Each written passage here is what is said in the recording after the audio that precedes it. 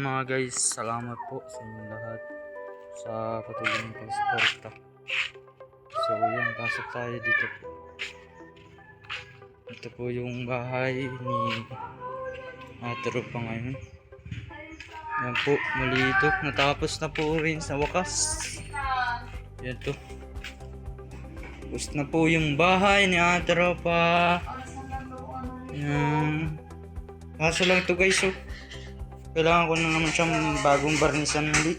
Baguhan ko siya ng barnis bago siya magano. Baguhan ko siya ng barnis. Ayan, ito siya tropa. Medyo na naiyak siya sa sobrang tuwa. Ayan, is na po yung banyo na ano na nalagyan na ng pinto. Ayan, maganda na po yung pinto niyo mga guys. I-doorknob po ito.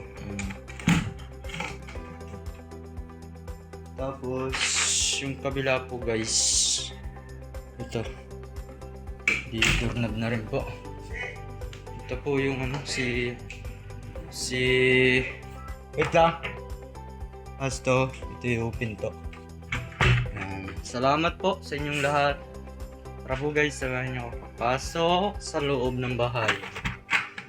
Ayan. Wow, ganda ng bahay ni Ate Rupa. Ganda ng pagkagawa guys. Uy, ganda ng gawa niya.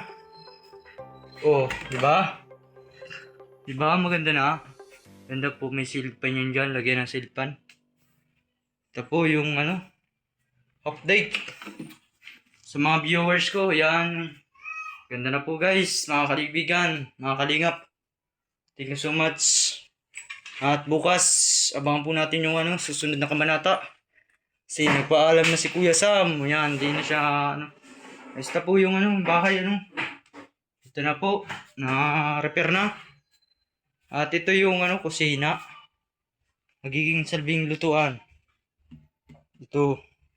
Hindi na siya binalon. Pagdalag nito yung ano, yung tawag nito. Yung bangko ay yung bangko na pati. Yung pugon. Ito ba wala na tayo dyan pugon? Ha? Wala na pugon? Nana, mabili tayo mamaya. Salamat po and thank you very much. Ha? Pugon. Mabili tayo pugon. Lalagay natin dito no? Dito. Dito natin lalagay at kasi di naman pwedeng butasin yan. Yan guys, diyan po lalagay yung pugon. At tapos na po ito. Bukas po maghintay po tayo na magawa dito ng pinto. Kasi di nagdating.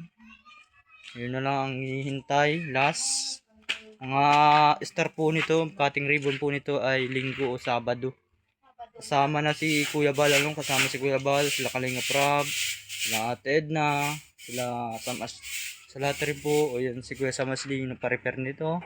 Sa lahat rin po ay naiyak. Thank you very much. Sa mga sponsor, thank you. Sa mga muling tutulong, thank you sa inyong lahat.